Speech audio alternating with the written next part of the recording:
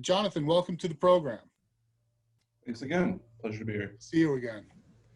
So for those people who are not familiar with the company, can you share with us the charter for SecureITsource and the challenges that your company solves for clients, along with your role for the company? Sure, absolutely. So, as you mentioned, I am the Vice President of Business Strategy and Consulting at SecureITsource. My specific responsibility is to determine our partner ecosystem, defining our identity approach and best practices, as well as our go-to-market strategies. So I also do a lot of liaising between the business and the technical teams to help ensure that that we're building on best practices, but more importantly, really building solutions that help organizations move into the future.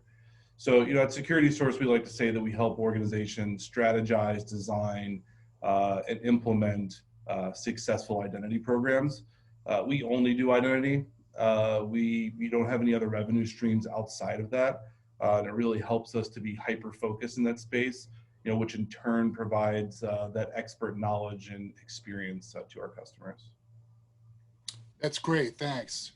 So given your company's experience in this area, can you define for us what modern identity is, along with how the lines are blurring between different identity types? Absolutely. So, identity's gone through a lot of changes in the past years, as I'm sure everybody on this call knows. It continues to be a journey for most organizations. We're seeing that things that were, once thought of as internal workforce focused only are now expected for non-workforce users as well. So, things like exposing APIs for B2B partners, or providing self-service password management, access requests to customers, or even the automated provisioning of that access are all things that are needed for all types of the users. So, on the flip side, internal users have started to become used to having great customer experiences outside of work, and they're starting to expect that at work as well. So, organizations have notoriously had separate solutions and processes for each identity type, but as we mentioned, the needs are blurring. So by unifying your identity approach, this really helps for organizations to provide services faster and more secure to all types of users. So, when we say modern identity, we're simply referring to unifying your identity stores, building on open standards. OpenID Connect and OAuth 2 are really good examples of that. Developing processes that take into consideration the user's needs and not just what type of user they are. Moving to a more agile infrastructure. So whether it's a SaaS first model or even a microservices infrastructure, and doing all this while you're reducing friction and improving security. Those are great points. And, in particular, it's great that you stressed how employees and other users are also consumers, and we need to recognize that in the experiences that we provide to them, right? 100%.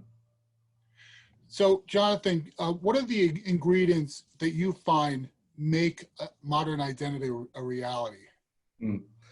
Yeah, and every organization likes to think of themselves as a special snowflake, and they all have different needs and objectives. But we've found that there are some common denominators for organizations who either have or are moving toward a modern program. And the first is really being surrounded by experts. So whether you're working with a partner like SecureITsource or you're hiring internal staff, it's really important to have people who have that been there, done that experience. These experts, if we want to call them that, really should be able to help drive your vision, be able to understand your business needs today, but also what you're trying to accomplish in the next 2 to 3 years. They should be able to design a phased approach for that vision, build a foundation, and then add to it over time. But most importantly, they have to be able to execute on that vision. So understanding the technology that you're working with, as well as other supporting technologies, really increase that overall success.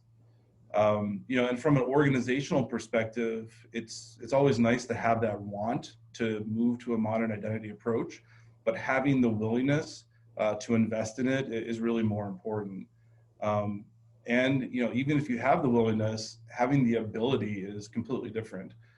So having executives who are looking for innovative ways to drive their revenue, or reduce friction and improving security could actually be the most important and often overlooked ingredient. So and then lastly, it's the solution partner that you work with. So we're always looking at partners and solutions that are driving the identity industry forward. They have a strong user community where people can share ideas and information.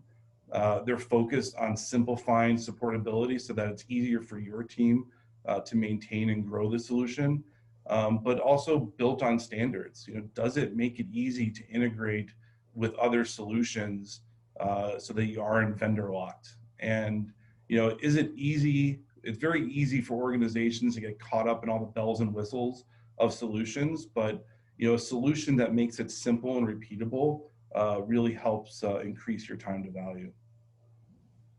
Excellent points. Thanks, Jonathan. We'll come back to you shortly. Let's bring Jake into the discussion. Jake, welcome to the program. Hi, nice to be here. So Jake, what are some of the ways that Okta's evolved its identity solution to enable organizations to unify their customer and workforce identity practices? Yeah, absolutely. So, first of all, Okta's always looked at, both of these, I'll call it user bases as, somewhat similar and built out a platform, right? The Okta service is built on standard platform services that you can then extend out to any user, whether that be an employee, a partner, a consumer, whoever it may be.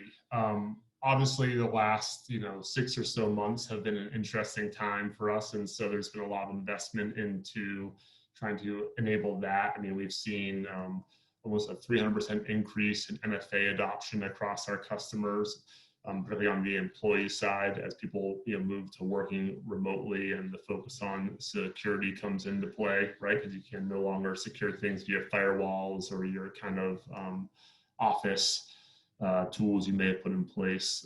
Similarly, I think we have somewhere close to 20 billion, just under 20 billion unique app logins across our customer identities. So we're seeing massive growth across all these different segments and the usage of our service. So with that, really, a lot of the areas that we've always focused on have become that much more important. Those areas like scalability, right? Many of our customers had a great online business before COVID hit, and now it's only online, right? So that traffic they're seeing and having a entity as a service solution has become very critical for them, so they can dynamically scale up to the demand versus having to spin up new servers themselves in those kinds of areas. Similarly, looking at things like APIs and SDKs so that they can move faster, and as Jonathan mentioned, get that faster time to deployment and better agility as they react to the dynamic landscape that we're all in. And then finally, I think one of the most interesting areas and services part of what I'm focused on is what we call workflows, which is essentially hosting your code within Okta. And so taking identity solutions and extending that out via a nice GUI within Okta, a graphical user interface, not to throw acronyms at everyone, so that you can basically take those challenges that you have and have a business person drag and drop, right, and understand what's happening versus having to go in and open up your code, leverage new APIs, write new JavaScript, that kind of idea. That's great. Thanks for laying that out there for us, Jake. So, based on what you shared, can you translate for us how these capabilities are helping Okta's clients to create more innovative experiences for their customers? Yeah, absolutely. So, one of our beliefs at Okta and how we've thought about building our CIAM business, our customer identity and access management solution, is that, I think everyone's experience that developer resources are very difficult to come by. It's a very competitive market for them. And so that those developer resources that you do have should be focused on what's proprietary to your business versus trying to build out identity, right? And so how we think about it is, we've all experienced a great registration process as a consumer, whether, there's plenty of apps that we all use every day.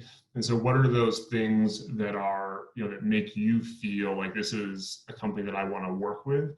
And how do we offer those as a service to you as a customer of Okta? So it's things like progressive profiling, right? So that's the idea of when you first register, let's just ask you for your name and your email. But then as you progress through doing more things in our app, let's ask you, more questions, right? So if it's, I don't know, if you're using a food delivery service, what's your favorite kind of food, right? What's your address? All that information that you might need to create a better end user experience and a more tailored experience, we can enable via Okta so that you're focused on getting that food to the person in a quick timeline, not trying to figure out how to write your code to capture that incremental information.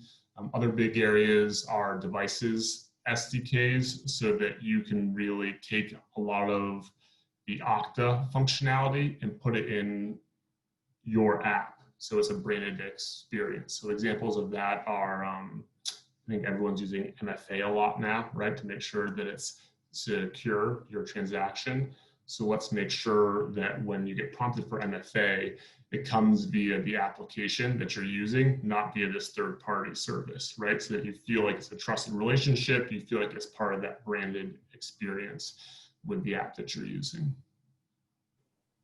So ultimately, it sounds like, by personalizing that experience, you're helping to strengthen customer trust too. Yeah, exactly. And that's a big part of it, right? Everyone needs to have a trusted relationship with who they're working with. On that note, can you share with us why historical approaches to customer experience no longer work in the digital age? Yeah. So, as Jonathan mentioned again, a lot has changed recently. One of the areas that I think is very interesting is that even if you're not a subscription business, almost every business operates as a subscription in concept, insofar as that you want to create an experience with your customers, such that there's a loyalty and they keep coming back, right? And so examples of that are, I think we all have probably used various gig economy services, whether it be the, ordering food, as I mentioned, or getting a ride or whatever it may be. If I have a bad experience with one vendor getting takeout, there's essentially no switching cost to go use another vendor, right? And so the ability to let someone in quickly, to have that registration process be seamless and smooth, to create that trusted relationship, as you mentioned, Tom, that all becomes very critical to actually growing your top line. And so, you can't simply say that end service that I'll deliver is going to be excellent. It has to be the entire experience and how that consumer feels, registering it, ordering it, the follow-up, the making sure that if you need support, that it's tied into your identity so they have context of who you are and what you've done in the past. All those areas ultimately end up being critical to your top line growth. Excellent, thanks. So, and to that end, as we're talking about digital experiences, as we know, customers often use multiple channels to connect with the companies they choose to do business with. Can you talk about how identity management can serve as the linchpin for delivering seamless customer experiences? Yeah, sure. I think I kind of alluded to it, I guess, in my past answer, but certainly, as even today, with so much being done digitally, as we all kind of shelter in place or whatnot, there's still this aspect that there are things you're gonna have to do that are not just on your phone or on your computer. I guess I'll use a customer example, just because that always makes it more fun for everyone. So we work a lot with CarMax. For those of you who don't know who CarMax is, they basically have, several years ago, long before all this, said, hey, we can kind of look at buying a car differently, right? and not have it be you go into the auto dealership and test drive cars and do all that. And they said most people now kind of know what car they want. Let's just create an online portal for them. They can go in, they can find the best price, they can compare cars, and then when they're ready, they'll come into one of our dealerships and just pick it up, essentially, right? All the paperwork's done, all that friction that I think everyone's probably experienced can be taken care of online first.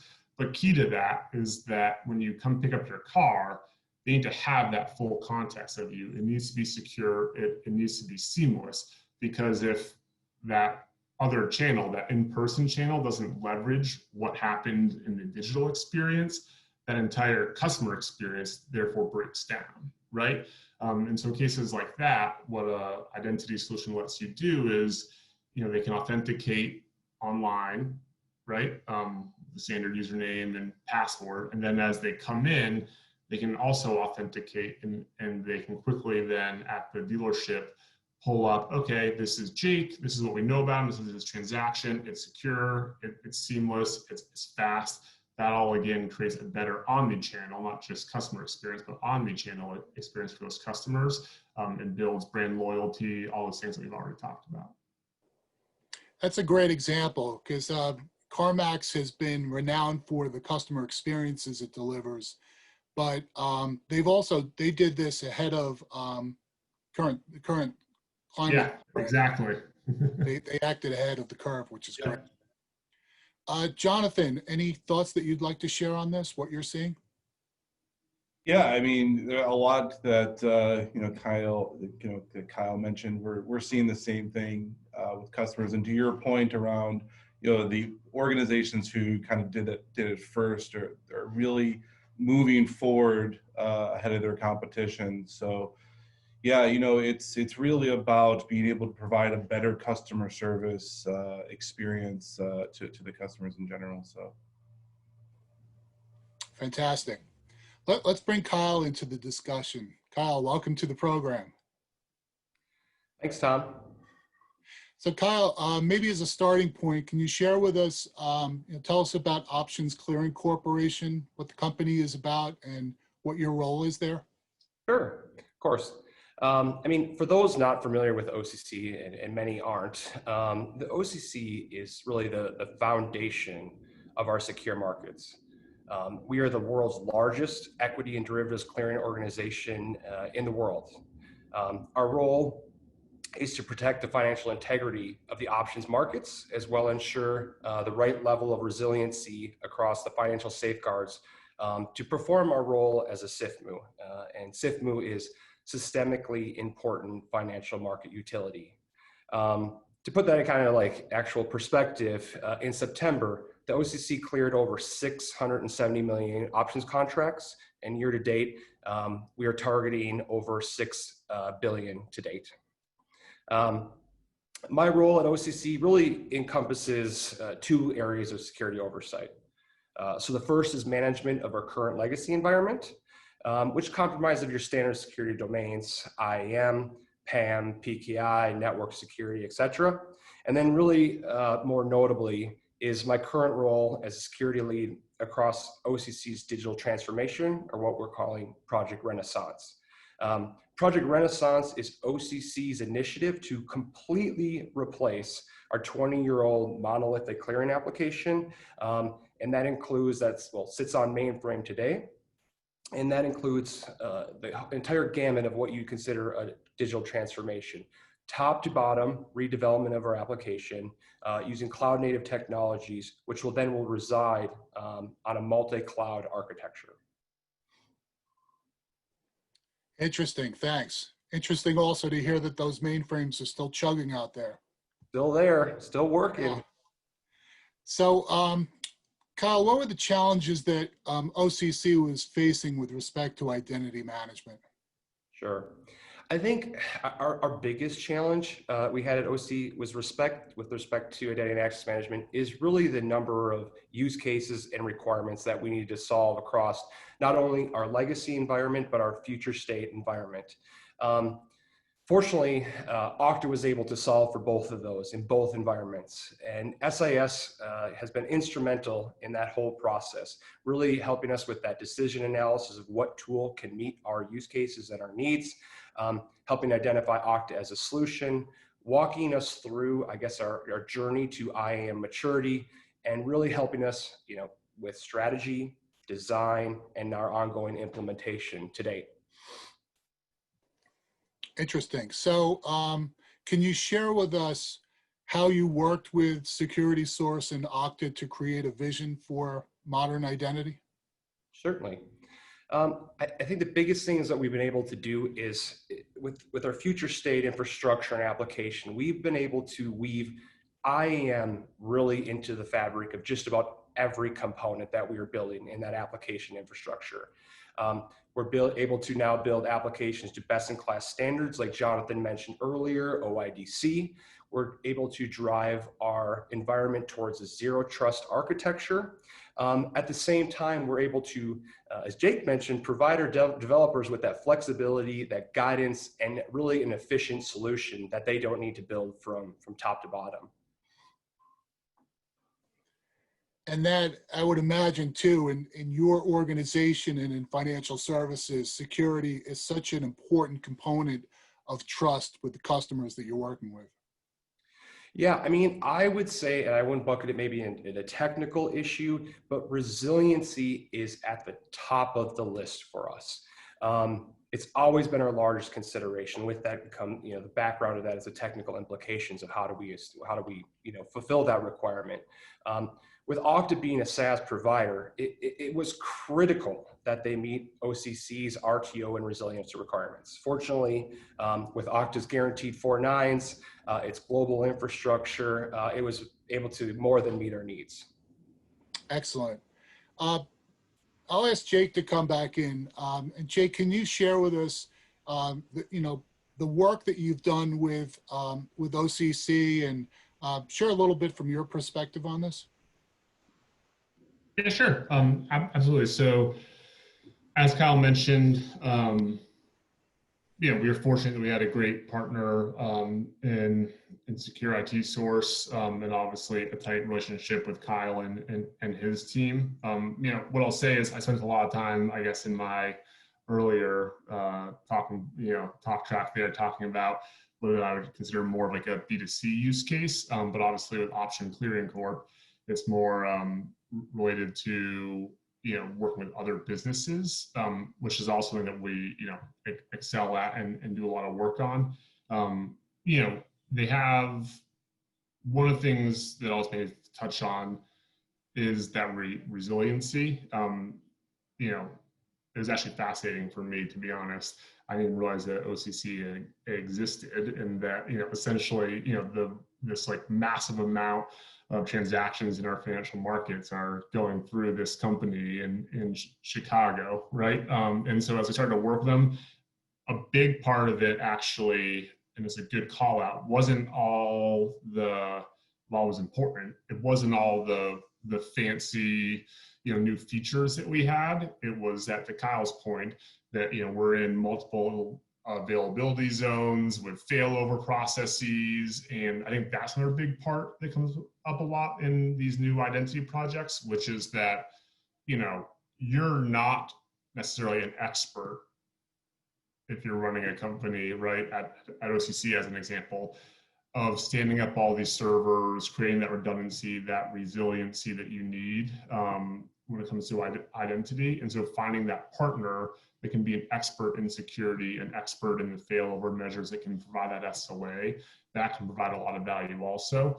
So I think it's another great kind of point that Kyle highlighted as it comes to a modern identity approach. Right. And, plays into what Kyle had shared earlier about the importance of resiliency and being able to demonstrate that to customers. So, Jonathan, can you share with us a little flavor on some of the ways that SecureITsource has contributed to OCC's success as well? Yeah, no, 100%. And, I think, like I mentioned before, Kyle and OCC, they had the willingness, they had the want and the need to mature and to modernize.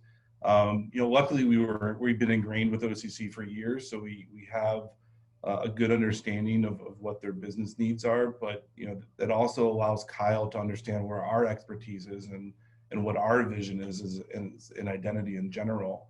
But I think the key thing that we provided is we listened, right? And we took the time to understand what the business objectives are, and rather than focus on solution first, which it's very easy to do with a great solution like Okta, we looked at what are we trying to accomplish, right? And as we started to weed out those requirements, it just became very obvious what the right solution was, right? And we didn't have to go and look at a bunch of different solutions. It was clear in our face that this is the only solution for us.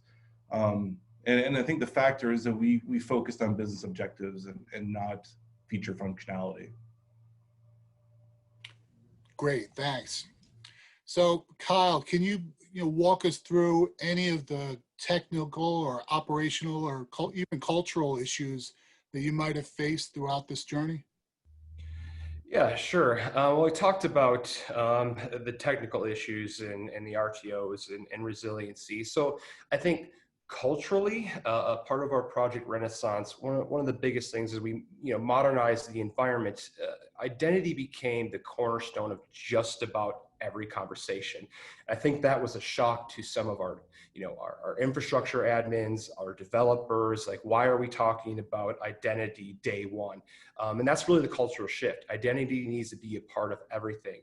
If you look at, again, your applications and how you authenticate, your infrastructure and admins get access. We talked about APIs. How are you doing API to API authentication and using a gateway? Identity is a part of all of those conversations. It needs to be up there day one culturally. So and thanks for sharing that. Taking that a step further, did you have to clearly communicate the business value or the opportunities present to, say, members of the executive team or line of business leaders as well? How did you go about that?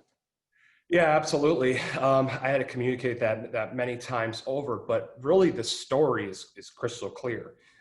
When you look at the ability from a technical perspective to go with a SaaS provider, that eliminates, it's the easy wins. You're eliminating servers, you're eliminating admins, you're eliminating patching.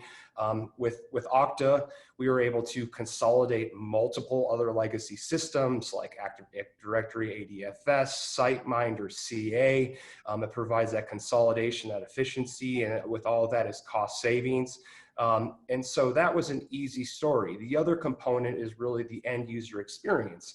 Our customers were using fobs. I'm sure everyone's very familiar with fobs. The maintenance of that was a nightmare, being able to provide that to our clearing firms or external parties, and to be able to go and just simply give them a streamlined authentication process across all of our external applications, allow them to use multi-factor authentication on the mobile. I know these seem like small things, but they're really big in the context of all the efficiencies and cost savings that we can drive.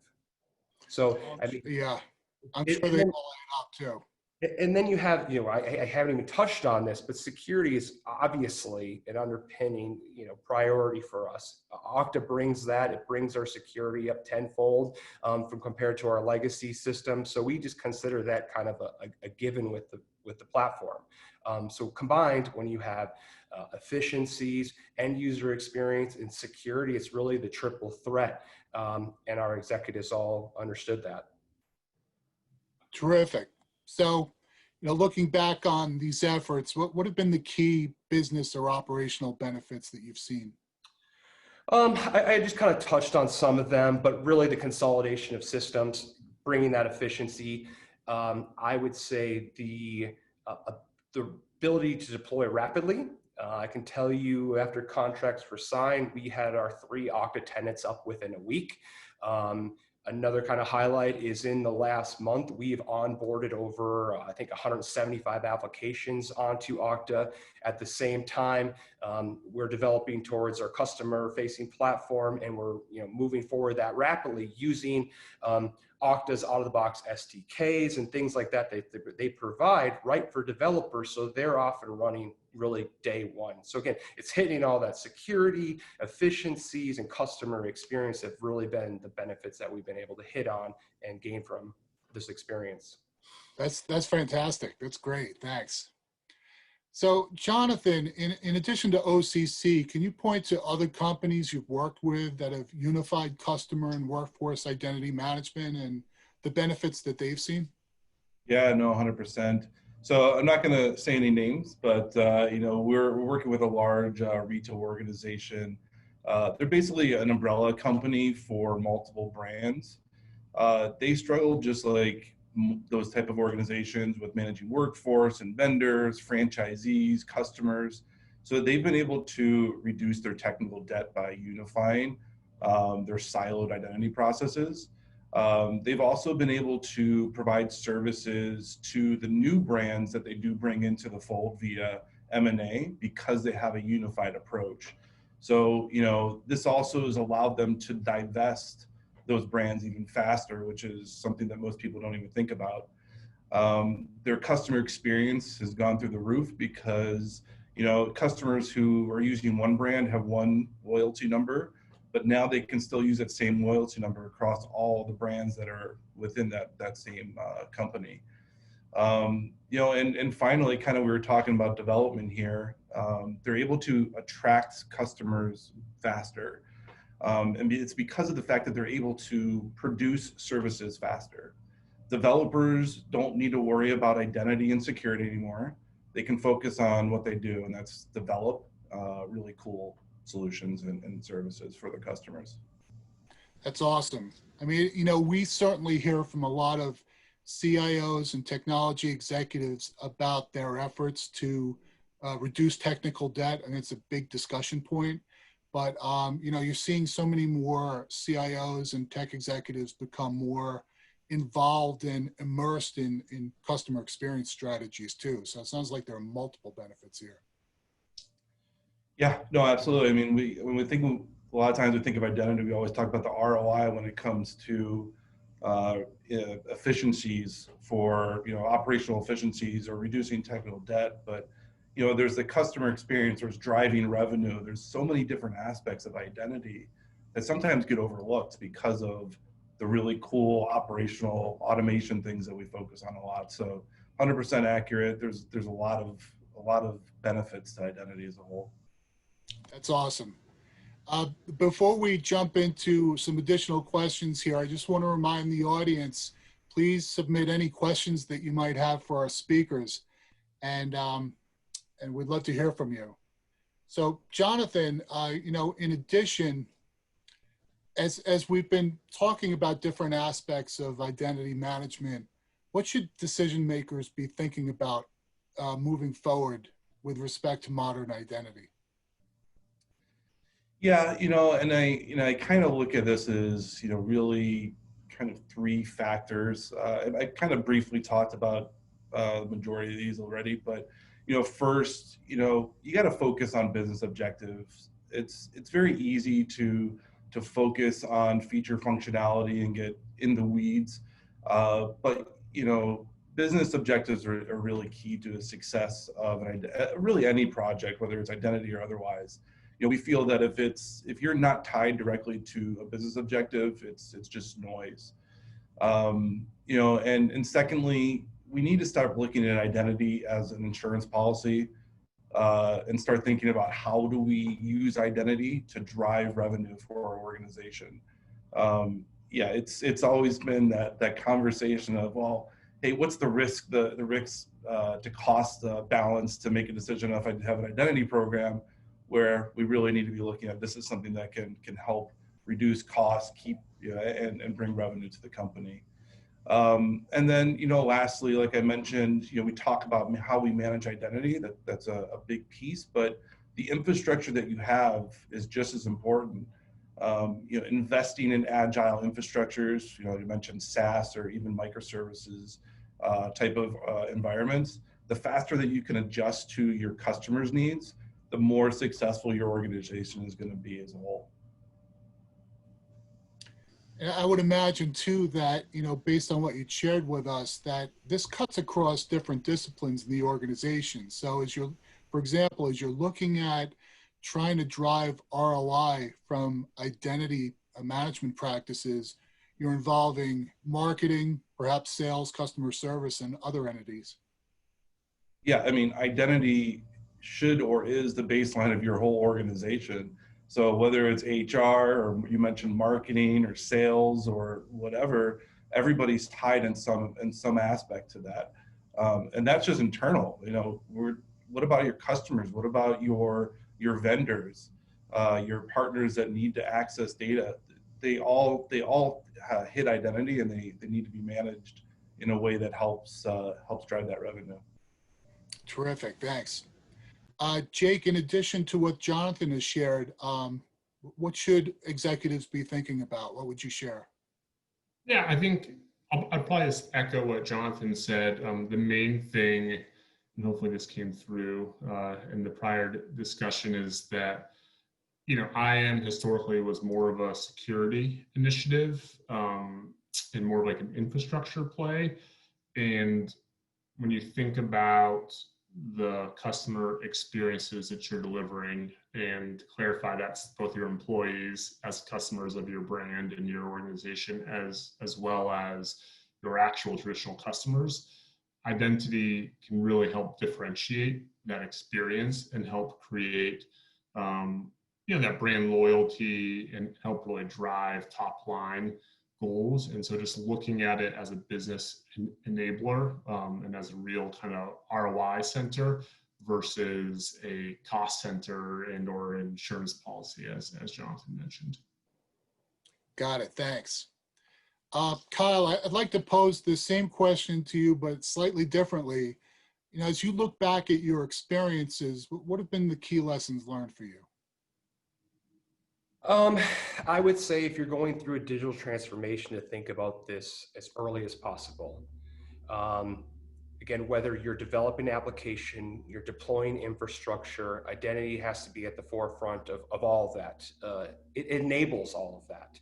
A lot of the panelists have discussed how, identity isn't just about security anymore. It's about business enablement. So I would say those two are really the things that are on top of my mind, is think about it early and often and really focus on the enablement piece of it. I mentioned earlier that I think security is just an inherent piece of the platform. That's why I haven't touched on that much. And really what I focused on more is how many areas, to my surprise, is enabled across OCC's environment as we move to this modern infrastructure and application deployment. Thanks for sharing that. So at this point, we'll jump into the Q&A with the audience. If you'd like to pose a question to one of our speakers, please click on the button below for Q&A, type in your question, and then hit submit. And if we don't get to your question today, we will answer all questions by email after the event. This first question is for Jonathan. Jonathan, we've talked about this to some degree, but can you share why modern identity is such a hot topic right now and what your clients are sharing with you? Yeah, so I won't go back and rehash kind of everything we've already talked about. We'll talk about something a little bit different, I guess. I've seen customers really struggling with regulatory requirements, right? All these new requirements seem to be coming out every day, or being updated. And if you just take, say GDPR as an example, let's say the right to forget is really a big part of that, right? And how you manage users' personal information or PII, it can become overwhelming for organizations. So in order to kind of manage the processes that you need to secure user data, there's really no other kind of approach than having a unified and standards-based approach. So, it's really imperative that, we look at those regulatory needs and we don't just say, hey, that's a Europe thing. That's eventually going to be here. And organizations they understand that, and they have to adapt and be ready for when those things come down the line. Great, thanks. So Jake, when you work with clients on helping them to unify their customer and workforce identity management practices. What are the common challenges that you come across? So I think the biggest one probably is processes, to be honest. Many companies have developed ways that they've addressed areas that maybe Okta can automate, but they've developed those areas in often a more manual way. So I'll give you an example. One of the tools or one of the features that we have in Okta that a lot of companies love is what we call HR as a master. So if you have an HR tool like Workday or AltiPro or ADP, whatever you're using to kind of understand who are all your employees, Okta can automate the onboarding of them, right? So we'll say, okay, Jake just started. He works in sales. So that means that we're going to put them in this AD group. We're going to automate provisioning of access to these applications with this role, right? Because what we know about him in the HR tool, we can even do things like go into your CRM and reassign accounts to be, under Jake. All that kind of, automation. It sounds great, right? On the surface, like, wow, that's really cool. We'd love to do that. The reality is that the way you've been doing that to date has often been, with manual processes that almost inherently, because there's people involved, have a QA process built in. And so when you start moving to now trying to automate it, a tool like Okta can do almost anything you want when it comes to these areas. The hard part is thinking through, how do you really want it to work and making sure you don't introduce issues into that automated process. Got it. Thanks. So at this point, I'd like to bring Kyle back in and ask each of the speakers to share some final thoughts as to some takeaways for people to think about going forward. And Kyle, if we could start with you, that would be great. Sure. I mean, my piece of advice would be to, if you're not familiar with, your journey along identity and access management maturity, definitely do your research, bring in a seasoned partner, look at the Gartner reports, try to use that partner to help you think about all of the different angles that identity touches in a modern infrastructure. And really start with that. Do your due diligence, bring in the right partner, and make sure you try to think of everything from the get-go. I guess that would be my biggest piece of advice. Great, thanks. Jonathan, how about for yourself? Yeah, I mean, I would echo that. I would start as early as you possibly can. And even if you're already down that journey, building a roadmap that is agnostic, is not tied to what you know and what you have, is going to allow you to build a program that's right for you. And like I mentioned before, the right solutions, if those are needed, will appear and be clear of what you should be looking to use. So be agnostic. Don't buy into the knowledge that you have internally. Explore the industry, learn from other people. And you'll be down the right path. Great advice, thanks. And Jake, final thoughts? Yeah, I would say I'd echo a bit what Jonathan said. Really have that vision of where you want to be in 2, 3, whatever plus years, right?